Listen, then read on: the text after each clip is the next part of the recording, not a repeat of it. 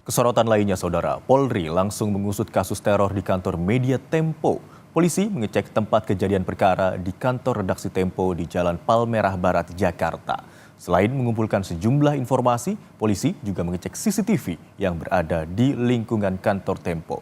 Wamenaker Emmanuel Ebenezer merespons teror yang diterima media Tempo.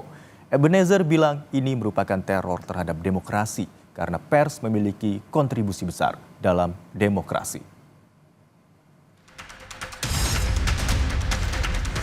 Teror kepala babi dan tikus itu sebetulnya teror terhadap demokrasi dan kita harus melawannya. Ya tentu tim kita sedang turun di lapangan, sedang melakukan penyelidikan. Teknis penyelidikan saya tidak bisa sampaikan di sini. Teror kepala babi dan bangkai tikus yang diterima media Tempo dalam sepekan jadi perhatian publik. Bareskrim Polri dan Polda Metro Jaya mengecek tempat kejadian perkara di kantor redaksi Tempo di Jalan Palmerah Barat, Jakarta. Selain mengumpulkan sejumlah informasi, polisi juga mengecek CCTV yang berada di lingkungan kantor Tempo. Soal dugaan teror kepala babi dan bangkai tikus, Kabareskrim mengaku timnya sedang bekerja. Ia pun meminta semua pihak menunggu hasil penyelidikan. Tim kita sedang bekerja ya. Itu kan 2 kali Pak yang terornya itu menyikapinya seperti apa Pak? Ya tentu tim kita sedang turun di lapangan, sedang melakukan penyelidikan. Teknis penyelidikan saya tidak bisa sampaikan di sini. Semua proses laporan masyarakat tentu kita sikapi, tentu kita sampaikan, tentu kita lakukan penyelidikan dengan baik. Ya. Mohon doanya dari teman-teman semuanya, ya. Kita bersama teman-teman. Ya.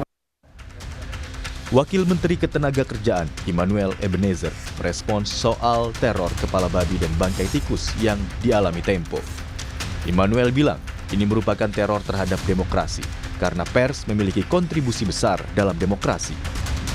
Nah biar gimana pun pers itu punya komitmen dan kontribusi besar terhadap saham demokrasi.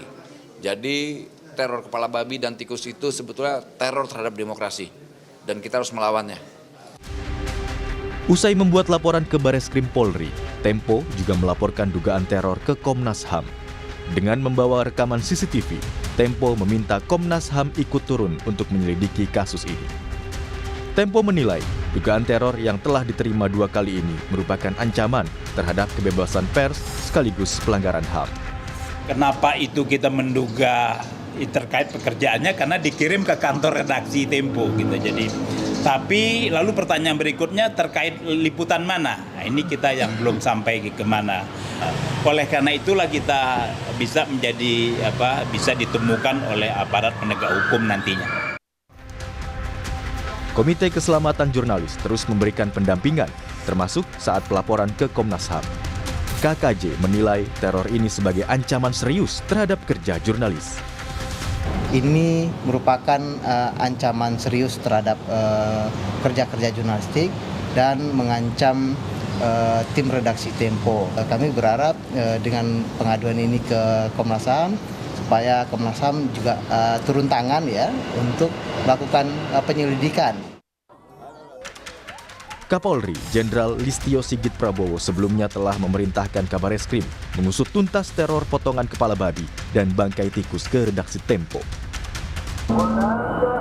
Peristiwa di media Tempo saya sudah perintahkan kepada Kabareskrim untuk melaksanakan penyelidikan lebih lanjut. Dan saya kira kita semua tentunya akan memberikan pelayanan yang terbaik untuk bisa menindaklanjuti hal tersebut. Terima kasih. Teror kepala babi yang dialamatkan ke kantor media Tempo pertama kali terjadi pada 19 Maret 2025.